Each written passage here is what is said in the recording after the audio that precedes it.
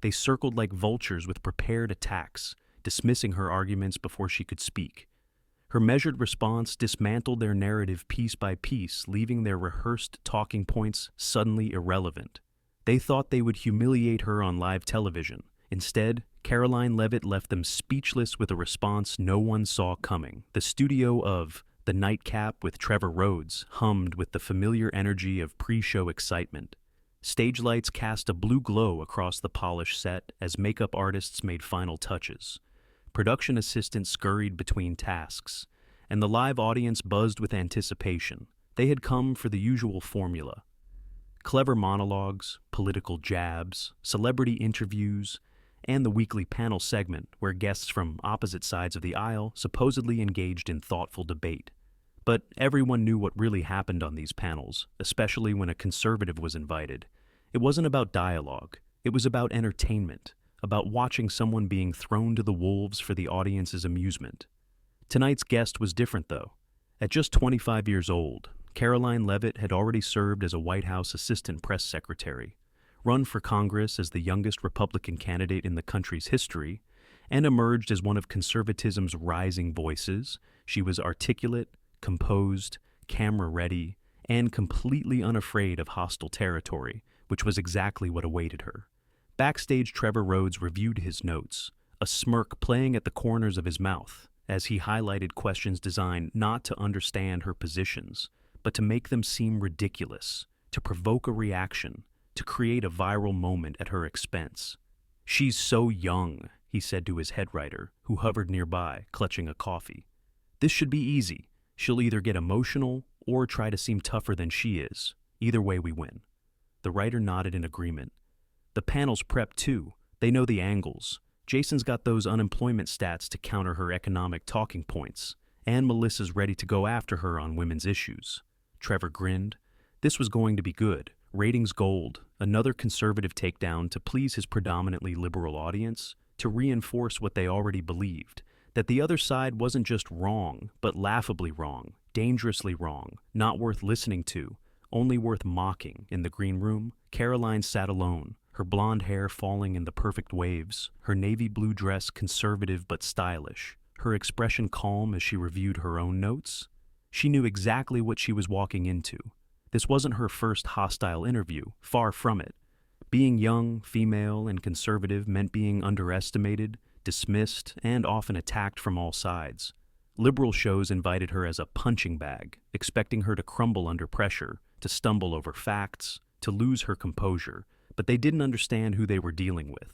She hadn't made it this far by accident, growing up in a small New Hampshire town, watching her parents work multiple jobs to make ends meet, while politicians made promises they never kept, had taught her more about real-world economics than any Ivy League degree. Her time in the White House during the most hostile media environment in modern history had trained her to handle pressure with grace and precision.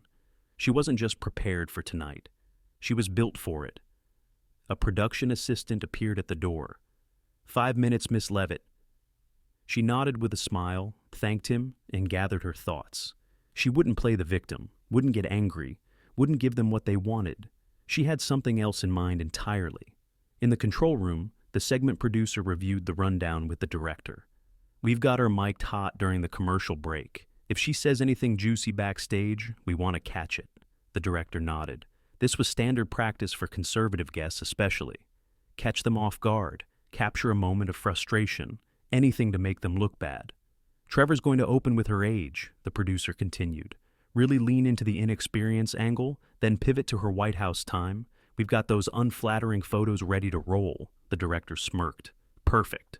The audience was settling in now, having been properly warmed up by the comedian who had instructed them when to laugh, when to applaud, when to react with shock. They were primed for blood, eager to watch another political feeding frenzy. The red light blinked on, cameras rolled, Trevor Rhodes bounded onto the stage with his trademark energy, his designer suit and carefully tousled hair projecting the image of casual intelligence that had made him a household name. "Welcome back to the Nightcap," he beamed as applause filled the studio. "Tonight's panel is going to be interesting, folks. We've got our regulars, Jason Martinez from the Progressive Voice, Melissa Chen from Equal Future Action, And our special guest, he paused for effect. Straight from MAGA country and barely old enough to rent a car, former Trump White House staffer and failed congressional candidate Karoline Leavitt. The audience response was immediate, a mixture of tepid applause and subtle murmurs, their opinion already shaped before she'd said a word. The camera panned to the panel desk, where Jason and Melissa sat with practiced smiles. Both had built careers advocating for liberal causes. Both had prepared specifically to counter whatever points Karoline might make. And then she walked out, her steps measured, confident, unhurried. No hint of nervousness or intimidation. She smiled warmly, shook hands with everyone, including Trevor, who seemed momentarily taken aback by her composure. This wasn't the nervous conservative he'd expected. There was something different about her presence, something that didn't quite fit the narrative he'd prepared, but he recovered quickly, falling back on the script as she took her seat. "So, Karoline," he began, his tone already condescending. "Let's start with the obvious question. Most people your age are still figuring out how to work their first coffee maker. What makes you think you're qualified to tell the rest of America how the country should run?" Laughter rippled through the audience. Exactly as planned, Jason and Melissa exchanged knowing glances. The setup was perfect. They were ready for her to get defensive, to overcompensate with rehearsed talking points, to try too hard to prove herself. But Karoline just smiled, not the forced smile of someone hiding anger, but the genuine smile of someone who had expected exactly this, who wasn't surprised or offended, who had something up her sleeve. "That's a fair question, Trevor," she said, her voice steady, clear, confident, no hint of the nervousness they had anticipated. "I think the better question, though, is why so many young Americans feel unrepresented by career politicians 3 times our age, who make decisions we'll have to live with long after they're gone." She held his gaze, not challenging, not confrontational, just matter of fact. The audience didn't laugh this time. A few even nodded slightly. Trevor blinked, regrouped. This wasn't how it was supposed to start. He glanced at his notes, readjusted his approach. "Let's talk about your time in the Trump White House. You were basically an intern with a fancy title, right? Getting coffee, fetching papers." He smirked, and the audience followed with chuckles. But Karoline's expression didn't change. She was waiting. And what happened next would leave everyone in that studio completely stunned, because the ambush they had so carefully planned was about to backfire in a way no one could have anticipated. And the hunter was about to become the hunted. Karoline's calm demeanor caught Trevor off guard, but he wasn't about to let her take control of the narrative, his show, his rules, his audience. He leaned forward slightly, his practiced smile sharpening at the edges. "You know what's interesting about your generation of conservatives?" he continued, not waiting for her response. "You all claim to be so different, so fresh, so revolutionary. But the policies you push are straight from the 1950s. The audience responded with appreciative laughter. Right on cue, Jason, the panelist from The Progressive Voice, jumped in, sensing his moment. "Exactly," he said, adjusting his glasses. "Karoline wants to talk about representation, but she's advocating for tax policies that would hurt the very young people she claims to speak for." He shuffled through some papers on the desk, a theatrical gesture to suggest he had data that no one would actually examine. "Our analysis shows that your economic proposals would benefit the top 1% while cutting programs that young working Americans depend on." He looked at her with the smug certainty of someone who didn't expect to be challenged. Melissa, the other panelist, nodded along, her expression a carefully crafted mix of concern and condescension. "And let's talk about what young women really need," she added, leaning forward. "Because rolling back reproductive rights and opposing equal pay legislation isn't exactly looking out for our future." The studio lights seemed to intensify, focusing the attention on Karoline, outnumbered 3-1. The dynamic exactly as planned, the audience watching eagerly, waiting for her to falter, to get defensive, to make the mistake they all anticipated. Trevor sat back slightly, satisfied with how things were unfolding. The ambush was proceeding exactly as designed, a coordinated attack from multiple angles. No time for thoughtful responses, just accusations, statements framed as facts, and subtle personal jabs, all designed to provoke an emotional reaction. "And let's not forget," he added, his tone dripping with sarcasm, "you worked for an administration that many consider the most divisive in modern history. How does that square with your concern for young Americans' futures?" The question wasn't really a question. It was a trap, no matter how she answered. She would be caught defending something his audience had already decided was indefensible. A producer in the control room grinned. "She's getting rattled," he said to the director. "Zoom in, camera 2, catch that eye twitch." But there was no eye twitch, no signs of agitation, no defensive posture. Karoline sat with perfect posture, her expression attentive but not tense, as if she were simply waiting for them to finish their prepared attacks. The producer frowned slightly. This wasn't going according to plan. Back on stage, Trevor decided to escalate. "You ran for Congress at 24 and lost by, 8 points? Doesn't that suggest voters saw through this whole young conservative prodigy act?" A low murmur rippled through the audience. Even they could sense the attack had turned personal, was becoming less about politics and more about publicly humiliating a guest. But Trevor wasn't done.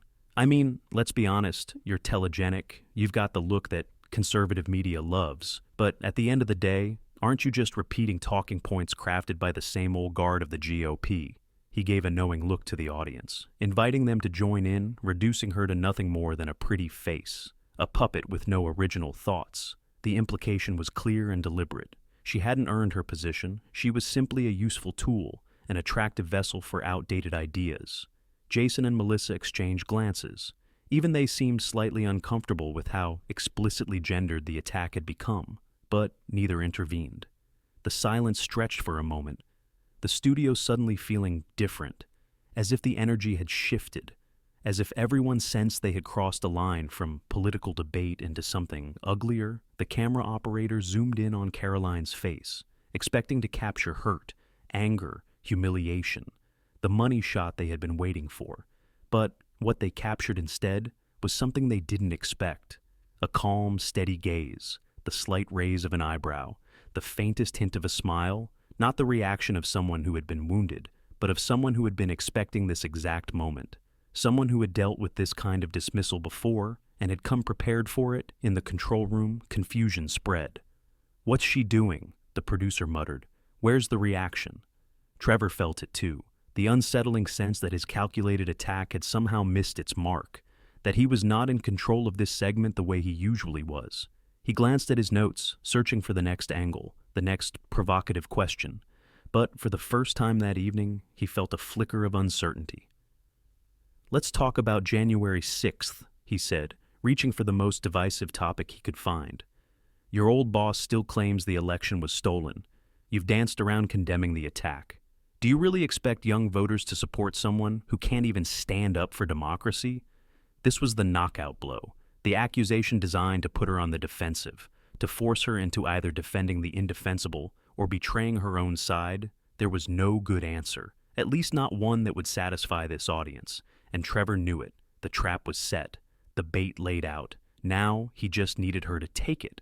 But Karoline didn't immediately respond. Instead, she took a deliberate sip of water, her movements unhurried, her eyes never leaving Trevor's. The silence extended just long enough to become slightly uncomfortable, to make everyone in the studio suddenly aware that she was controlling the tempo now.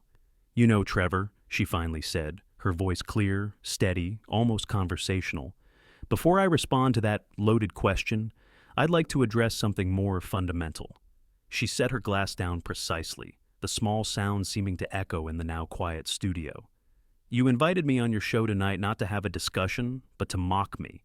She stated this as a simple fact, not an accusation. "You and your panel had your questions and attacks prepared before I walked in, before you knew anything about me beyond the caricature you've created." Trevor opened his mouth to protest, but something in her composed delivery made his rehearsed denial die on his lips. "That's your right, it's your show, but I accepted your invitation for a reason, and it wasn't to be a punching bag for cheap applause." The audience was completely silent now. No coached reactions, no prompted laughter, just rapt attention as this scenario veered dramatically off script. So, if you're interested in an actual conversation about why a young woman from a working-class family in New Hampshire decided to become a conservative, about the real economic concerns of my generation, about the future we're trying to build, I'm happy to have that discussion. She paused, maintaining perfect eye contact with Trevor.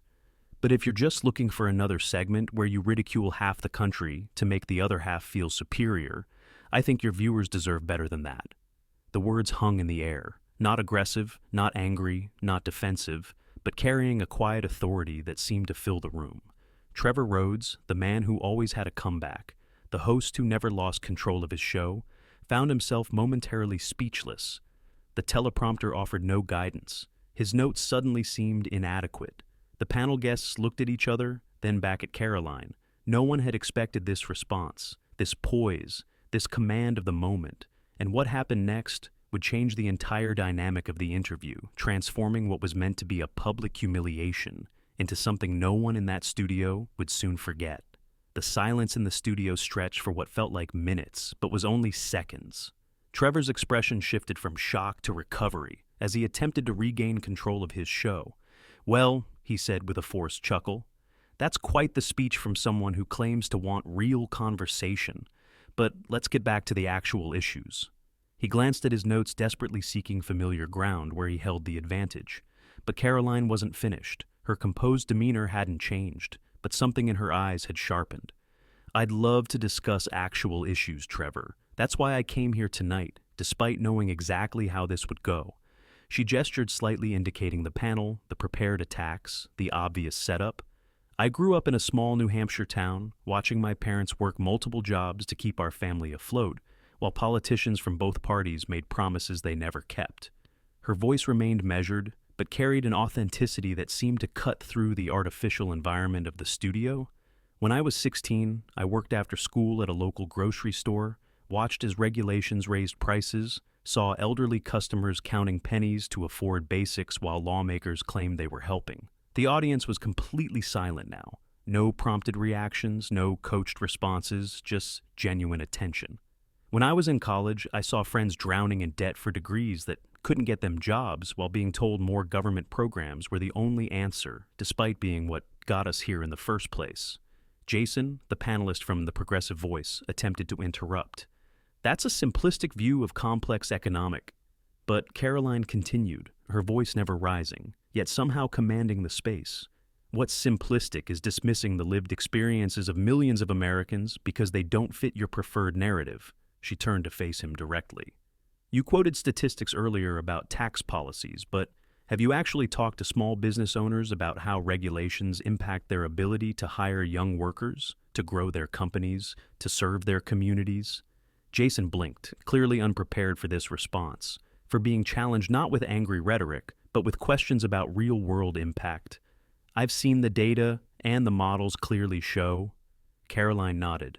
"Models and data matter, but so do the actual people whose lives are affected by these policies.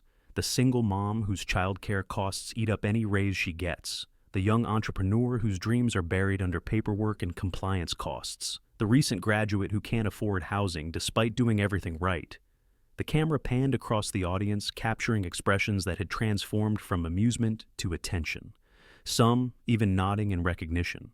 Trevor sensed his show slipping away from him, the segment veering dangerously off script, from mockery to an actual exchange of ideas.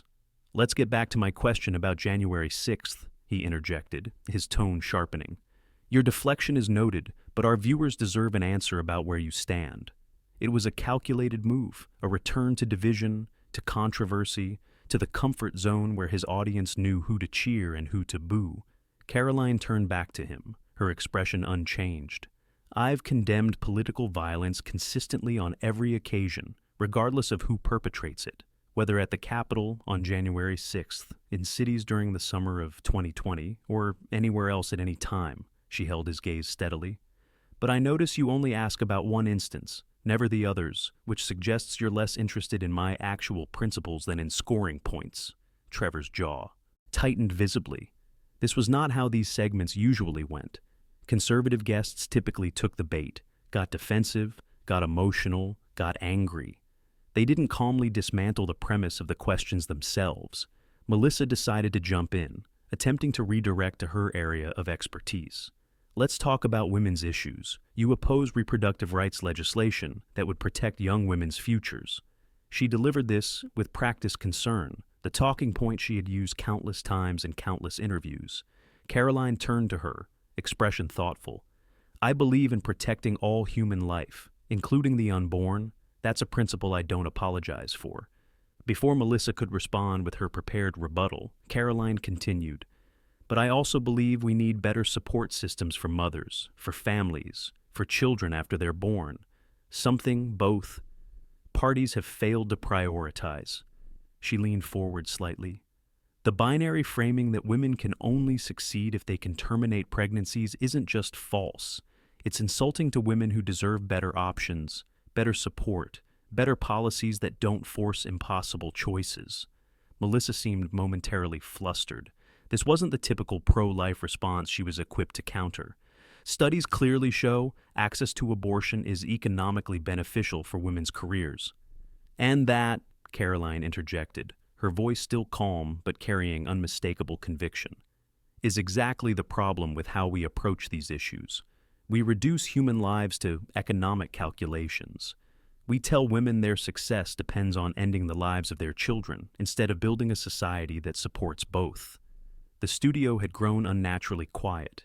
Even the production team behind the cameras seemed transfixed by the unexpected turn this segment had taken.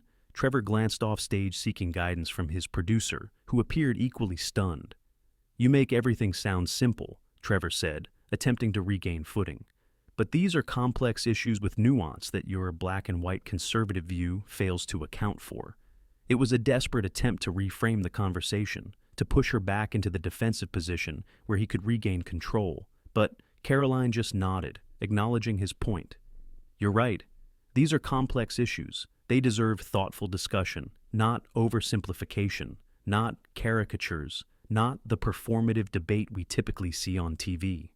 Her gaze swept across the panel, the audience, the cameras. "That's actually why I accepted your invitation, despite knowing the reception I would receive, because until we start having real conversations across political divides, nothing will improve." Trevor's expression flashed with momentary recognition, a glimpse of unexpected respect, quickly masked by professional detachment. The producer's voice crackled in his earpiece. "Wrap this up. We need to break." But Trevor hesitated, sensing something important was happening, something genuine breaking through the usual performative conflict. "You mentioned your background earlier," he said, his tone noticeably different, less confrontational, more curious. "How does someone from a working-class family in New Hampshire end up as the spokesperson for a movement many see as serving the wealthy?" It was still a loaded question, but delivered with what seemed like actual interest in her answer. Karoline recognized the shift, subtle as it was. "Because I've seen firsthand how policies crafted by well-intentioned bureaucrats hundreds of miles from our communities often hurt the very people they claim to help." She spoke directly to the audience now. Not just Trevor, not just the panel, but to the people watching at home. "I saw how overregulation killed local businesses, how high taxes prevented my parents from getting ahead, despite working constantly. How government programs created dependency instead of opportunity." She paused, her conviction evident, but never strident. "I believe in people more than systems, in communities more than bureaucracies, in opportunity more than guarantees. Not because it benefits the wealthy, but because I've seen it lift people up who were told they had no chance." The camera zoomed in, capturing her expression, the quiet confidence, the unmistakable authenticity that had transformed the entire atmosphere of the show. "And I believe young people deserve a voice in these conversations, even when, especially when, that voice challenges prevailing narratives." What happened next would stun everyone, from the control room to the studio audience, to viewers at home, as the segment that began as an ambush transformed into something none of them expected. A moment of genuine connection that would leave Trevor Rhodes and his panel completely reevaluating their approach, not just to this guest, but to the entire premise of their show. The control room erupted in silent panic, directors and producers exchanging frantic glances as the segment continued its unexpected trajectory. "Cut to commercial," someone whispered urgently, but the producer shook his head. "We can't. It looks like we're running scared. Let it play out. We'll edit for the podcast version." On stage, Trevor attempted one final redirect, one last effort to regain the upper hand. "Let's address the elephant in the room," he said, leaning forward aggressively. "You represent a movement that many young voters, especially women and minorities, view as fundamentally regressive. How do you square that circle?" He delivered the question with the confidence of someone who believed he'd finally found the unanswerable challenge, but Karoline's calm demeanor never wavered. "That's the narrative pushed by much of the media," she acknowledged, "but the reality on the ground is far more complex and interesting." She adjusted her position slightly, her posture open, confident but never confrontational. "I've spoken on college campuses across the country, and what I've found may surprise you." Her voice carried a quiet certainty that commanded attention. "Young people aren't a monolith. They don't all think the same, despite how often they're portrayed that way." A few audience members nodded, perhaps students themselves who recognized the truth in her words. Many are questioning the promises they were made about college, about careers, about the future. They're drowning in student debt, they can't afford housing, they see their parents struggling with inflation, and they're open to different approaches, different solutions, different perspectives. Jason scoffed audibly. "That's not what the polling shows. Young voters overwhelmingly reject conservative policies." Karoline turned to him with a thoughtful expression. "Polling depends entirely on how questions are framed, on who's asking, on what options are presented." She maintained her measured tone, never rising to his obvious provocation. "When you ask young people if they support lower taxes, more jobs, stable prices, the chance to own homes, start families, build wealth, the response is overwhelmingly positive." She looked directly at the audience now, connecting with them in a way that bypassed the panel entirely. "The issue isn't what we want for America, it's how we believe we get there, and that's a conversation worth having, without dismissing either side as stupid or evil." Trevor felt the ground shifting beneath him. This segment, planned as a predictable takedown, had become something else entirely, something that didn't fit neatly into the boxes his show typically provided. "But you can't deny," Melissa interjected, her tone slightly desperate, "that your party has alienated young voters with its positions on social issues." Karoline nodded, considering the point. "There's truth to that," she acknowledged, surprising everyone with her candor. "Every movement, every party has blind spots, has areas where it needs to evolve to better address people's real concerns." She paused briefly. "But that's true across the political spectrum. And what I find troubling is how we've stopped allowing people the space to grow, to learn, to sometimes get things wrong in pursuit of getting them right." The camera panned across the audience, capturing expressions of surprise, reflection, even reluctant agreement. "You present yourself well," Trevor said, a subtle pivot to diminish her substance by focusing on her style. "But at the end of the day, aren't you just putting a fresh face on old failed policies?" It was a last desperate attempt to frame her as merely a packaging change rather than a substantive voice. Karoline met his gaze directly. "If by old policies you mean believing in individual liberty, limited government, strong communities, and personal responsibility, then yes, those principles are timeless." She smiled slightly, but her eyes remained serious. "But how we apply those principles must evolve with each generation, each new challenge, each technological change." She glanced around the studio, taking in the cameras, the lights, the digital setup.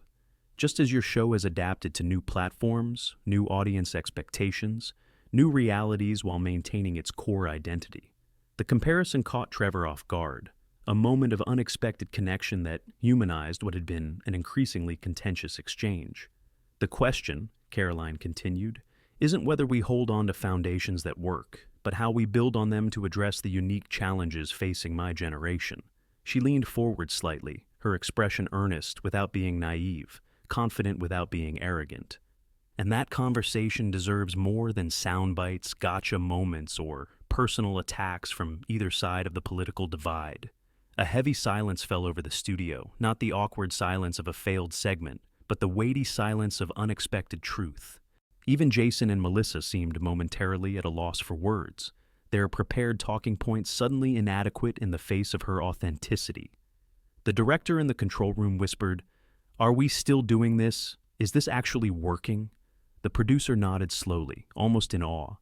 "The social engagement is exploding. This is resonating. Keep rolling." Trevor sensed it too, the unusual energy in the studio, the audience leaning forward, not for the promised blood sport, but for something rarer in political discourse, genuine exchange, honest reflection, real conversation. "You know," he said, his tone noticeably shifted, the performative hostility replaced by something approaching genuine curiosity. "You're not what I expected." It was an admission few would have predicted from the typically unflappable host. "I get that a lot," Karoline replied with a warm smile that reached her eyes. "Most people aren't what we expect when we actually listen to them instead of the caricatures we create." A ripple of unexpected applause spread through the audience. Not the prompted response to a zinger, but a spontaneous reaction to a moment of truth. Trevor glanced at his watch, then at the teleprompter, which offered no guidance for this unscripted territory. "We need to take a break," he said finally. "But I'd like to continue this conversation when we come back." The camera pulled back, capturing the panel, the unexpected respect that had replaced the planned confrontation. The red light blinked off, signaling commercial, but the energy in the room remained electric as crew members rushed to adjust microphones, refresh water glasses, prepare for the next segment. In the brief pause, Karoline remained composed, not celebrating, not gloating, simply present in the moment, aware of what had just happened, but focused on what came next.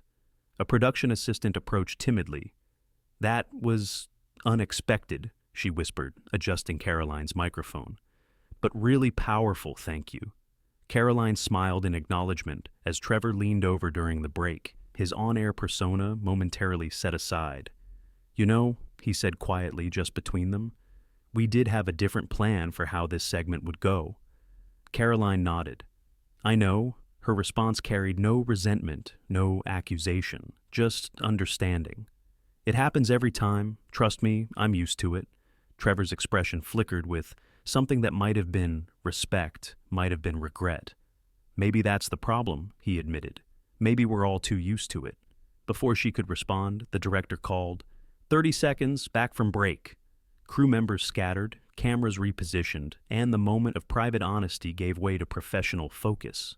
But something had fundamentally changed in that studio that night.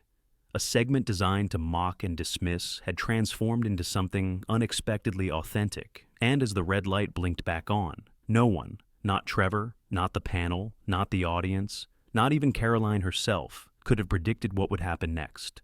In a media landscape built on division, a single conversation had opened the possibility of something different, and viewers across the country, regardless of their political persuasion, found themselves witnessing something rare in modern discourse. The moment when listening replaced shouting, when understanding replaced agenda, when humanity transcended politics, and the silent victory that unfolded would reshape not just that night's broadcast, but conversations in living rooms and offices across America for weeks to come.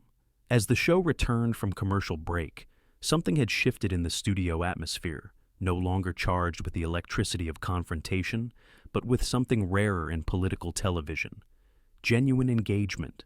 Trevor's posture had changed, his expression softened, the performative smirk replaced by authentic curiosity. "Welcome back to the nightcap," he said, his voice noticeably different. "We're continuing our conversation with Karoline Leavitt, and I want to take a different approach for this segment." He set aside his prepared notes, a gesture small but significant. "Karoline, you mentioned growing up in a working-class family in New Hampshire. How did that shape your political perspective?" The question hung in the air, startling in its simplicity, its authenticity. No hidden traps, no loaded premises, just genuine interest in her story. The control room fell silent, producers and directors exchanging glances, unsure whether to panic or embrace this unexpected departure from the script. Karoline's expression reflected momentary surprise, then appreciation for the sincere question. "My parents worked incredibly hard," she began, her voice carrying the warmth of genuine memory. "My dad was a small business owner. My mom juggled multiple jobs. We weren't poor, but we weren't wealthy. Every dollar mattered. Every expense was considered."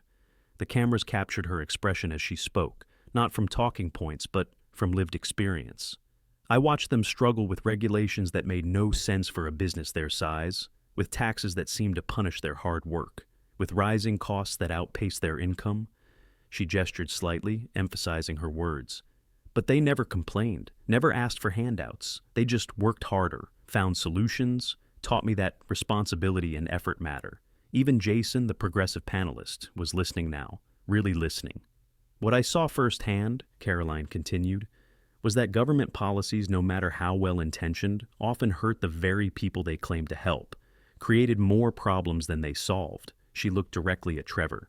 So, when I say I believe in limited government, in individual liberty, in personal responsibility, it's not abstract ideology, it's based on what I've seen work in real communities with real families. Trevor nodded thoughtfully.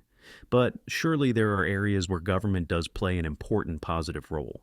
It was a challenging question, but delivered without the previous hostility, an invitation to nuance rather than a gotcha attempt. Absolutely, Karoline agreed, surprising those who expected rigid ideology. We need smart, effective government in areas where the market alone won't solve problems, where collective action is necessary. She leaned forward slightly.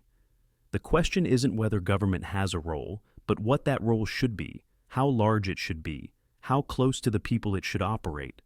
Melissa rejoined the conversation, her tone markedly different. What about issues like climate change, though, that seem to require large-scale government action? In another context, it could have been confrontational, but now it felt like a genuine inquiry, an opening for real discussion. That's a perfect example, Karoline responded, of the complexity these issues deserve. We all want clean air, clean water, a healthy planet to pass to our children. She gestured inclusively. The disagreement isn't about whether these goals matter, but about the most effective approaches, the balance between environmental protection and economic opportunity, especially for working families. The audience sat in rapt attention, witnessing something they hadn't expected, a political conversation with nuance, with respect, with actual substance. I believe innovation and technology, driven by market incentives and smart policy, will solve these challenges better than top-down mandates that crush small businesses and raise costs for working families. She paused thoughtfully. But that doesn't mean doing nothing. It means finding solutions that work for both the environment and the economy. Trevor seemed genuinely engaged now. What about your generation specifically? Why do you think many young people seem drawn to more progressive solutions? It was the same topic they'd started with, but framed completely differently, without mockery, without dismissal. That's a fair question, Karoline acknowledged. Many young people are struggling with real problems: student debt, housing costs, economic uncertainty, healthcare worries, climate anxiety. She nodded, understanding visible in her expression. They're looking for solutions, and progressive policies promise immediate relief, immediate answers, which is understandable when you're hurting. She looked around the studio, connecting with younger audience members. The difference is, I believe many of those policies, while well-intentioned, will create bigger problems, will limit opportunity, will reduce freedom, will make government more powerful than people. She straightened slightly, conviction in her posture. I believe my generation deserves better than quick fixes that create long-term damage, deserves the chance to build, flourish, innovate without excessive burdens or control. Even Jason was nodding, not necessarily in agreement, but in acknowledgement of her sincerity. That's where the real conversation should happen, she continued. Not whether we want good outcomes, but which approaches actually deliver them. Trevor looked at his watch, realizing the segment was nearing its end, but reluctant now to cut the conversation short.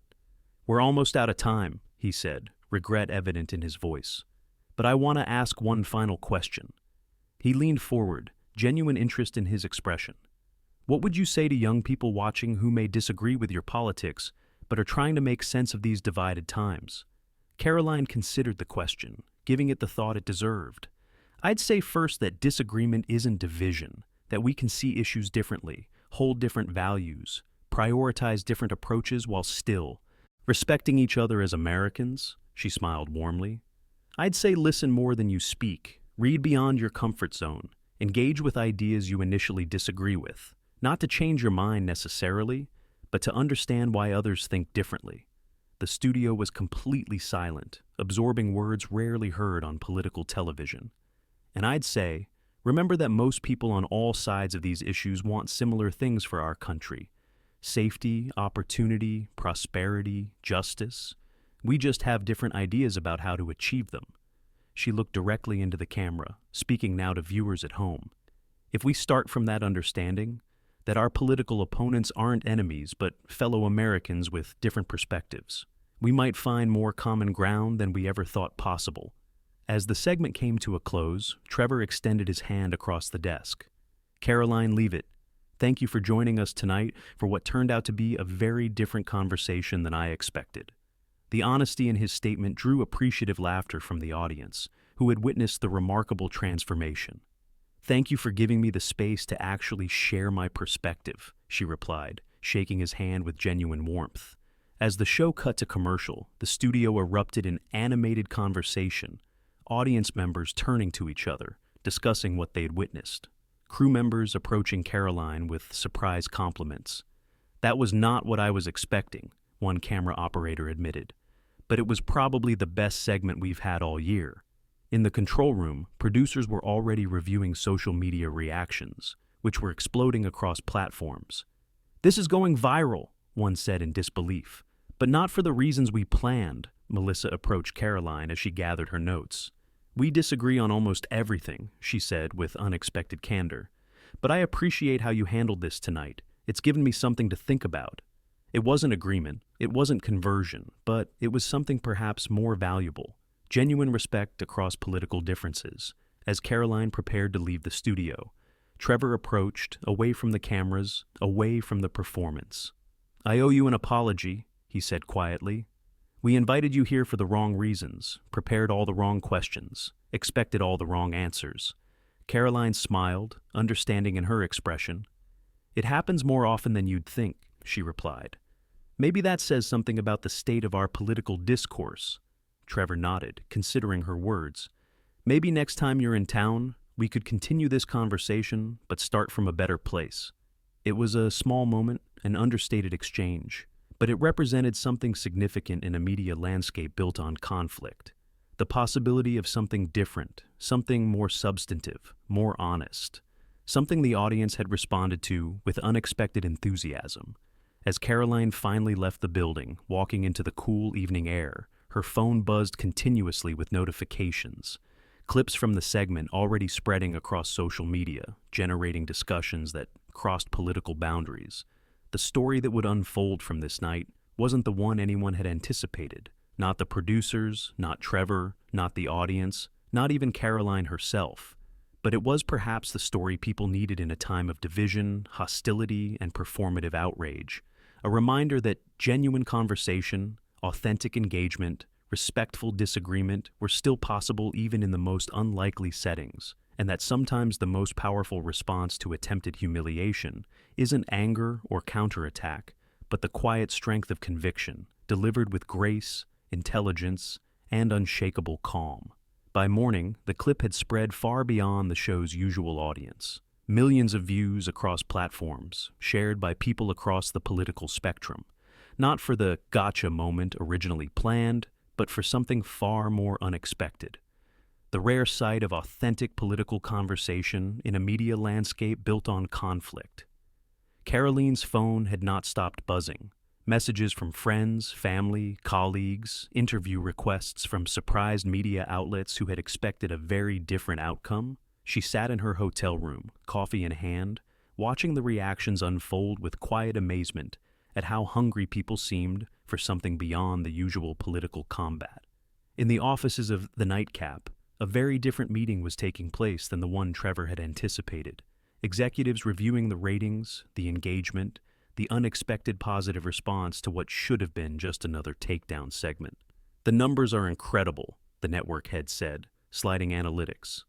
Reports across the conference table, not just views but engagement time, comments, shares across demographics. We haven't seen these metrics in years.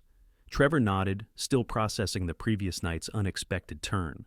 People are responding to the authenticity, he said, to seeing someone treated as a person with ideas rather than just a punching bag. The head producer looked uncomfortable. But this isn't our brand, she objected. Our audience tunes in for the takedowns, the zingers, the political blood sport. Trevor leaned forward, considering her words. Do they, though? He asked thoughtfully. Or is that just what we've been feeding them, because it's easier to produce, easier to promote, easier to package? He gestured toward the analytics. This suggests they might be hungry for something with more substance, something that treats them as intelligent enough to handle nuance, complexity, actual ideas. Across social media, the conversation continued. Some progressive accounts criticized Trevor for giving a platform to conservative views without sufficient pushback. Some conservative accounts celebrated what they saw as a rare moment of fairness, but most surprising were the comments from ordinary viewers across the spectrum, expressing something like relief. First time I've seen a political segment that didn't make me want to change the channel. Actually learned something instead of just watching people yell at each other. Can we have more of this and less of the usual predictable talking points? In her apartment, Melissa, the liberal panelist, was having an unexpected phone conversation with her producer at Equal Future Action. I'm just saying, she explained, pacing her living room, phone in hand. Maybe there's value in actually engaging with opposing viewpoints rather than just dismissing them as evil or stupid. The producer sounded concerned. That's not what our donors expect from us. They want clear lines, strong opposition, not nuanced conversation. Melissa paused by her window, looking out at the city beyond. But what if that approach is actually making things worse, driving people further apart, preventing actual progress? The silence on the other end suggested her words had hit a nerve. Meanwhile, in the conservative media sphere, a different conversation was unfolding. Outlets that usually focused on liberal bias highlighting Karoline's performance not just as a win for their side, but as a model for effective communication. She didn't attack, didn't get defensive, didn't fall into the usual traps, one commentator noted. Instead, she spoke to the actual concerns of everyday Americans in a way that resonated even with a hostile audience. By midday, the show's official channel had released the full, unedited segment, an unusual move for a program that typically posted only carefully selected clips. The accompanying statement from Trevor was equally surprising. Last night didn't go as planned, and I'm grateful for that. Sometimes the best television happens when we set aside our assumptions and actually listen to each other. The comments section filled with responses, many expressing surprise at his candor, others hoping this signaled a shift in the show's approach to political discourse. Karoline's phone rang again, this time a number she recognized, her former boss from her White House days.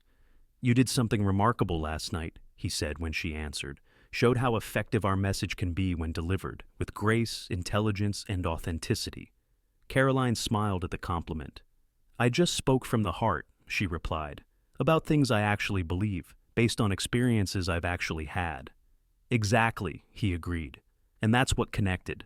Not talking points, not rehearsed attacks, just honest conviction delivered respectfully." He paused thoughtfully. "It's a lesson for all of us in this business." As evening approached, Karoline received an unexpected text message from Trevor himself. "Our audience feedback has been overwhelming. Would you consider coming back for a longer conversation next month, this time without the ambush setup?" She read the message twice, surprised by this development, but appreciative of the genuine shift it represented. "I'd be happy to," she replied, "as long as we start from a place of mutual respect and good faith." His response came quickly. "That's exactly what I had in mind, and what our viewers seem to want." Across town, Jason from The Progressive Voice was having a difficult meeting with his editorial team. "I looked foolish," he admitted, reviewing the footage from the night before, "because I went in with canned attacks instead of actually addressing her points." His deputy editor nodded uncomfortably. "We all do it," she said. "Treat conservatives as caricatures rather than people with actual ideas worth engaging." Jason sighed, leaning back in his chair. "Maybe that's why we keep talking past each other, keep seeing the country grow more divided, keep failing to make actual progress on problems we all know exist." That evening, as Karoline packed for her flight home, she reflected on the unexpected impact of what should have been just another hostile interview, one she had approached with practiced resignation, expecting the usual treatment, the usual dismissal, the usual attacks.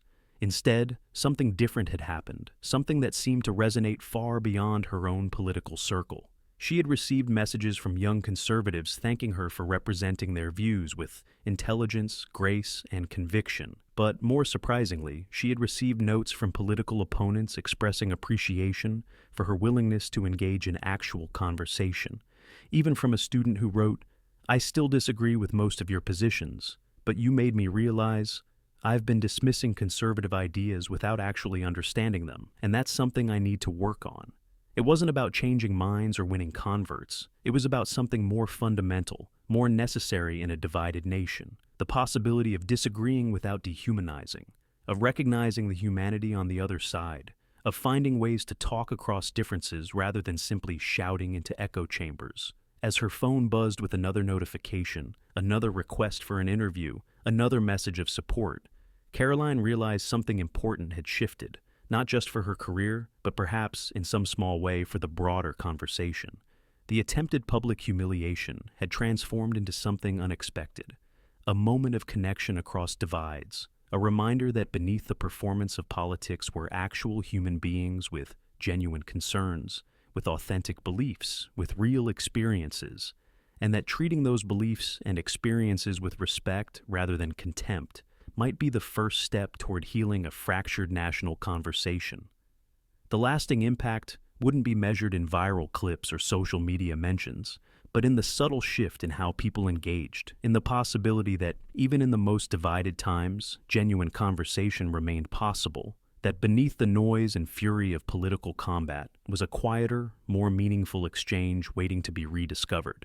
If this story resonated with you, if it made you reconsider how you engage with those you disagree with politically, share it with someone on the other side of the issues that divide us, because sometimes the most powerful response to a world of shouting is the quiet courage of listening with an open mind and a generous heart. Like, subscribe and comment below, with a time when changing how you listened changed what you understood about someone you disagreed with. Because in our divided times, those moments of connection might be the bridge we most desperately need. 1 month later, Karoline Leavitt walked back into the studio of The Nightcap with Trevor Rhodes. The same building, the same set, the same host.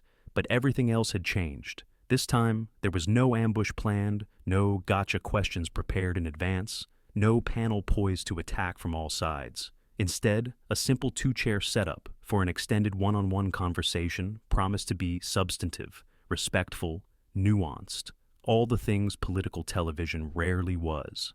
Backstage, Trevor greeted her with genuine warmth. "Thanks for coming back," he said, extending his hand, which she shook firmly. "Especially after how things started last time." Karoline smiled. "Sometimes the rocky beginnings lead to the most interesting journeys." He nodded, appreciating her lack of resentment, her willingness to move forward. "The response to your last appearance has been unlike anything we've seen before," he admitted as they walked toward the set. "It's changed how we're approaching these conversations entirely." The studio audience was different too, not primed for conflict, not coached for reactions, but encouraged to listen, to consider, to engage with ideas rather than performances. The energy in the room was focused, attentive, the quiet anticipation of substance rather than the eager bloodlust of spectacle. As the cameras prepared to roll, Trevor settled into his chair across from Karoline. "No ambush this time," he promised, his tone light but his meaning serious. "Just a real conversation about real issues affecting real Americans." Karoline nodded appreciatively. "That's all I ever wanted." The red light blinked on, cameras rolled, and Trevor Rhodes introduced the segment, not with sarcasm or mockery, but with straightforward respect. "Tonight, we're doing something different. A conversation, not a confrontation, with someone whose perspective deserves thoughtful engagement, whether you agree or not." He turned toward his guest. "Karoline Leavitt joins us. Again, this time for an extended discussion about the challenges facing young Americans and competing visions for addressing them." In the control room, producers watched with a mixture of nervousness and curiosity. This format, this tone, this approach was unfamiliar territory for a show built on zingers, takedowns, and viral moments. "Will this actually work?" one muttered, checking social media engagement in real time. "Are people going to stay engaged without the fireworks?" The answer came quickly as comments began flowing, viewers expressing surprise, relief, appreciation for the chance to hear complex ideas discussed without the usual interruptions and attacks. "I can actually hear what she's saying for once. First political segment I haven't had to mute in years. Why isn't all political coverage like this?" On set, the conversation flowed naturally, from economic concerns to cultural divisions, from technology policy to the changing nature of work. Trevor asked questions that sought understanding, rather than weaknesses to exploit. Karoline responded with nuanced, thoughtful answers, acknowledging complexity, avoiding oversimplification. The challenge for my generation, she explained, discussing the housing crisis gripping young Americans, isn't just about affordability, though that's critical.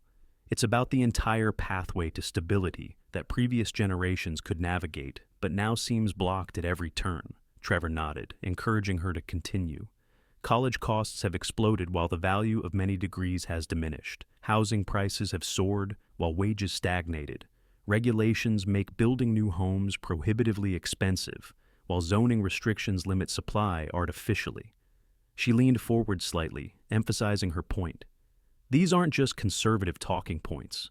They're measurable realities affecting millions of young people across the political spectrum who just want the chance to build stable lives. Trevor asked the question differently than before, not to trap or expose, but to understand. So what's the solution from your perspective? What would actually help young Americans facing these interlocking challenges? Karoline considered thoughtfully. It's not one policy or program, she acknowledged. It's a fundamentally different approach to how government interacts with markets, with communities, with individuals. She outlined her vision clearly. Reducing regulatory barriers that prevent housing development, reforming education to create multiple pathways to success beyond just expensive four-year degrees, empowering local communities to solve problems without one-size-fits-all federal mandates, and creating economic conditions where innovation and opportunity can flourish for everyone. Trevor pushed back, not with mockery but with substantive counterpoints. Critics would say market solutions alone haven't addressed these problems, that without government intervention, the most vulnerable will be left behind. It was a fair challenge, delivered respectfully, inviting deeper exploration rather than defensive posturing. That's a legitimate concern, Karoline acknowledged, surprising viewers accustomed to partisan rigidity. Which is why I believe in safety nets for those truly unable to provide for themselves and targeted interventions where markets have failed. She paused thoughtfully. The question isn't whether government has a role, but what that role should be, how extensive, how centralized, how responsive to local conditions. The studio audience listened attentively, not reacting with partisan applause lines, but absorbing, genuinely considering, perhaps even reconsidering previously held positions. As the conversation continued, touching on climate policy, immigration, healthcare, the pattern remained consistent. Disagreement without dismissal, challenge without contempt, the authentic exchange of ideas rather than the rehearsed performance of conflict. In homes across America, viewers watched with an unfamiliar sensation, the feeling of being treated as intelligent enough to handle nuance, complexity, uncertainty, rather than being fed simplified narratives designed only to reinforce existing beliefs. Social media engagement continued to climb, but not with the usual partisan division. Instead, comments reflected something different, something like hunger for this type of discourse. I don't agree with everything she says, but I respect how she explains her positions. First time I've heard the other side's arguments without them being caricatured or dismissed. Can we have more conversations like this, please? As the segment neared its conclusion, Trevor posed a final question. What do you think is the biggest misconception about young conservatives like yourself? Karoline smiled, considering the question. That we're simply repeating old ideas rather than applying timeless principles to contemporary challenges in creative ways, she gestured inclusively. Young conservatives care deeply about the environment, about building inclusive communities, about addressing injustice and inequality. We just believe different approaches will achieve better outcomes for everyone. She leaned forward slightly. And most importantly, we believe that respectful dialogue across differences is essential to finding lasting solutions to the complex problems we all face. As the segment ended, Trevor extended his hand. Karoline Leavitt, thank you for showing us what political conversation can be when we approach it with good faith and respect. The audience applauded, not with partisan enthusiasm, but with genuine appreciation for what they had witnessed. A model of discourse rarely seen yet desperately needed in divided times. Backstage, after the cameras stopped rolling, network executives gathered around monitors, reviewing the unprecedented engagement metrics. This is remarkable, the senior producer said, scrolling through analytics reports. Not just the numbers, but the demographics. We're reaching people who normally turn off political content entirely. Trevor joined them, still processing the impact of what had just occurred. Maybe there's a hunger for this, he said, for conversation rather than combat, for understanding rather than owning the other side.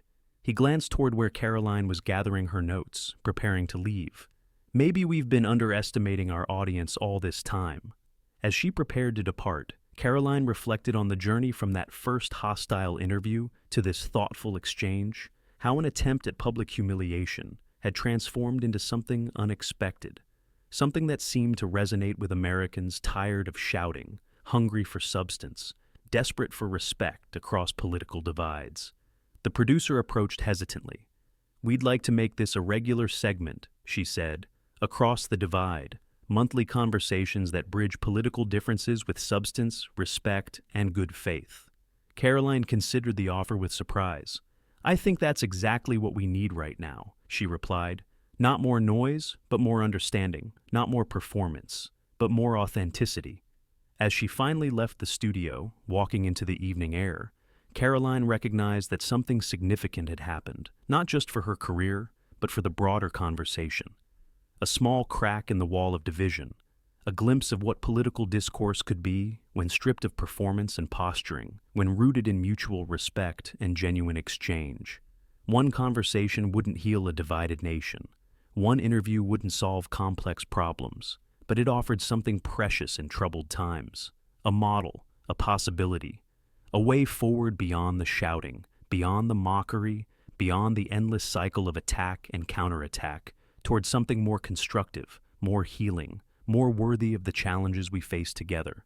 If this story inspired you, if it made you reconsider how we talk across differences, how we engage with those we disagree with, share it with someone unlike yourself politically, and perhaps begin your own conversation, not to convince, but to understand, not to defeat, but to connect. Because in the end, the future of our shared democracy may depend less on who wins the political battles and more on how we conduct them. Like, subscribe, and comment below with your thoughts on how we might build a healthier political conversation in our divided nation. 6 months later, a university auditorium filled to capacity. Students, faculty, and community members gathered for a special event titled Beyond the Divide, Rebuilding Civic Conversation. On stage sat an unlikely pair, Karoline Leavitt and Trevor Rhodes, whose journey from adversaries to collaborators had become a cultural touchstone, a rare example of political discourse evolving beyond performative combat. The dean of the political science department introduced them.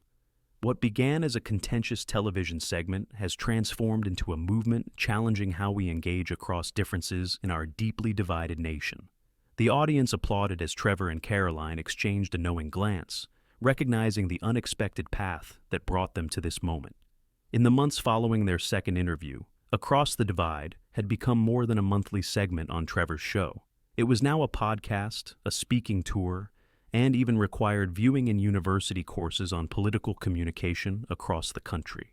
Trevor admitted, "I've spent most of my career treating political differences as entertainment, setting up confrontations for ratings, reinforcing division rather than bridging it," then glanced at Karoline. With respect, adding, "It took someone with the courage to respond to hostility with dignity, to show me there might be a better way." Karoline smiled, acknowledging his words, and it took someone willing to reconsider their approach, their assumptions, their methods to create space for something different. The moderator, a respected political scientist, asked, "What made that first interview different from the countless other hostile exchanges we see daily in our political media?" Karoline reflected, "I think it was the authenticity, not responding with rehearsed talking points, not getting defensive, not playing the game, but speaking from genuine conviction about lived experience, about real concerns that transcend political boundaries." Trevor agreed, and recognizing that beyond the labels, conservative, liberal, progressive, traditional, are actual human beings with complex motivations, sincere beliefs, and authentic concerns that deserve respectful engagement. A student raised her hand asking, "But doesn't this approach risk normalizing harmful ideas or dangerous rhetoric?" Trevor leaned forward. There's a difference between respectful engagement with different perspectives and accepting rhetoric that dehumanizes or endangers. Karoline added, drawing that line requires judgment, wisdom, discretion, but erasing it completely leaves us with only shouting matches and deeper division, gesturing toward the diverse audience. And the alternative approach, treating everyone who disagrees as too dangerous to engage with, has clearly failed to heal our fractured discourse. Across the auditorium, students nodded, some taking notes, some recording, all absorbing a conversation that modeled the very principles being discussed. Another student, a young conservative, raised his hand nervously. As someone often silenced in classroom discussions for expressing traditional views, how do I engage when others refuse to listen? Karoline understood. Lead with your authentic experiences, not with abstract ideology or partisan talking points. Connect your values to tangible concerns that others might recognize or relate to, Trevor added. And approach these exchanges with genuine curiosity about why others believe what they believe, rather than merely seeking to convert them to your own position, smiling slightly. It's amazing how listening changes the dynamic of political conversation. A professor near the back stood up. But isn't there an asymmetry in our politics that makes this approach naive when some refuse to engage in good faith? Trevor nodded, acknowledging the challenge. Of course, there will always be those on all sides of the political spectrum who prefer combat to conversation, who see compromise as betrayal, who view politics as war by other means. Karoline leaned forward. But we've discovered something interesting in these 6 months of conversations across deep political divides, gesturing inclusively. Most Americans are exhausted by the constant conflict, hungry for substantive discussion, eager for solutions rather than slogans, ready for something beyond the polarization that dominates our political landscape. The evidence supported her assertion. Ratings for Across the Divide had steadily climbed, outperforming the combative political programming it had partially replaced, with audience demographics showing viewers from across the political spectrum, united not by ideology, but by a desire for substance, nuance, and respectful engagement.